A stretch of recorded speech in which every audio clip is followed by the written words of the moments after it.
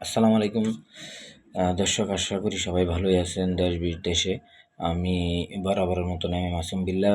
আমার Facebook page জমি ক্রয় বিক্রয়, অবশ্যই পেজটি ফলো দিয়ে রাখবেন, আমি যাতে 100 ফলোয়ার্স হলে আমি যাতে লাইভ করতে পারি। আর আমার ইউটিউবে আরেকটি চ্যানেল আছে, এনি জমি ক্রয় বিক্রয় মডার্ন কুমিল্লা সেন্টার, ওইটা সাবস্ক্রাইব করবেন। আজকে যে বিষয়টি নিয়ে আলাপ করব, আমি গত পর্বে আলাপ করেছি দলিলের তফসিল সম্পর্কে। আজকের পর্ব আমি আলাপ করব সম্পত্তি বন্টন প্রক্রিয়া। প্রথমে যে প্রক্রিয়াটা আসে সেটা হচ্ছে স্বামীর অংশ।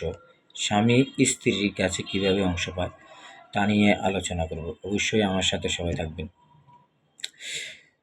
স্বামী দুইভাবে মৃত স্ত্রীর কাছে সম্পত্তি ভাগ পেয়ে থাকে।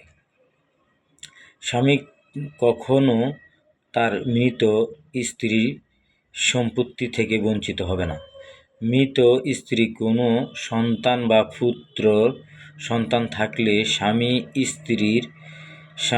স্ত্রীর কাছে কতটুকু সম্পত্তি পাবে। যদি মৃত স্ত্রীর কোনো সন্তান বা পুত্র সন্তান থাকলে স্বামী স্ত্রীর সম্পত্তির 4/1 অংশ পাবে। যেমন আপনার যদি স্ত্রীর নামে যদি 100 শতক জায়গা থাকে, যদি তার সন্তান থাকে, তাহলে এই 4/1 স্বামী পাবে।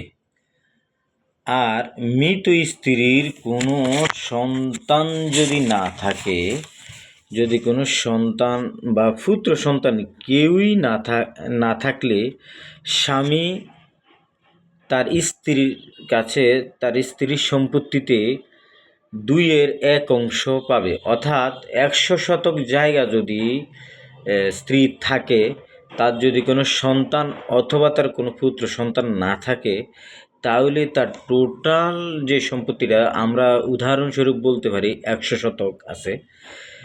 100 শতক যদি থাকে, তাহলে স্বামী তার মৃত স্ত্রীর কাছে 50% জমি পাবে। আর যদি তার সন্তান অথবা পুত্র সন্তান থাকে, তাহলে উদাহরণস্বরূপ যদি 100 শতক জায়গা থাকে, তাইলে ওই 4/1 অংশ পাবে তার স্বামী। তো এই পর্যন্ত আজকের স্বামীর অংশের সংক্ষিপ্ত হিসাব দিলাম ফারাইজ অনুযায়ী। আশা করি ভিডিওটি ভালো লাগলে অবশ্যই